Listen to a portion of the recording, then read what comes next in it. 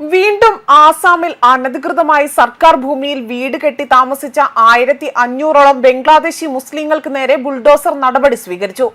11,000 ബിഘ വനഭൂമി കയ്യേറിക്കൊണ്ടായിരുന്നു ഇവർ ഇവിടെ വീട് വെച്ച് താമസം നടത്തി വന്നത്. പലകുറി ഇവർക്ക് നോട്ടീസ് നൽകിയെങ്കിലും പോലും ഒഴിഞ്ഞുപോകാൻ തയ്യാറായിരുന്നില്ല. ഇതിന് പിന്നാലെയാണ് ബുൾഡോസർ നടപടി സ്വീകരിച്ചത്. നാഗാലാൻഡുമായി അതിർത്തി പങ്കിടുന്ന കിഴക്കൻ ആസാമിലെ ഗോലാഘട്ട് ജില്ലയിലെ ഉരിയംഘട്ടിലാണ് ഈ വനപ്രദേശം അല്ലെങ്കിൽ ഈ റിസർവ് വനത്തിനുള്ളിൽ 11,000-ലധികം ബിഘ ഭൂമിയിൽ നിന്നാണ് ബംഗ്ലാദേശികളെ കുടിയൊഴിപ്പിക്കാനുള്ള നടപടികൾ സ്വീകരിച്ചു വന്നത്. സുരക്ഷാ സേനകളുടെയും വനം ഉദ്യോഗസ്ഥരുടെയും സാന്നിധ്യത്തിലാണ് ബുൾഡോസർ ഉപയോഗിച്ചുകൊണ്ട് വീടുകൾ, കടകൾ, വ്യാപാര സ്ഥാപനങ്ങൾ എന്നിവ പൊളിച്ചു നീക്കം ചെയ്തത്. വർഷങ്ങളായി 2000-ലധികം കുടുംബങ്ങൾ വനഭൂമി കയ്യേറിയിട്ടുണ്ട് എന്നും അതിൽ 1500ഓളം പേർ ബംഗ്ലാദേശി മുസ്ലിങ്ങളാണ് എന്നും ഉദ്യോഗസ്ഥർ വ്യക്തമാക്കുന്നു.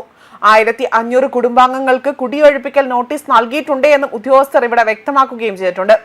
ഏകദേശം 20% ഭൂമിയും വൃത്തിയാക്കി കഴിഞ്ഞുവെന്നും നാളെയും പ്രവർത്തനം തുടരുകയാണ് ചെയ്യുന്നതെന്നും വ്യക്തമാക്കുന്നു.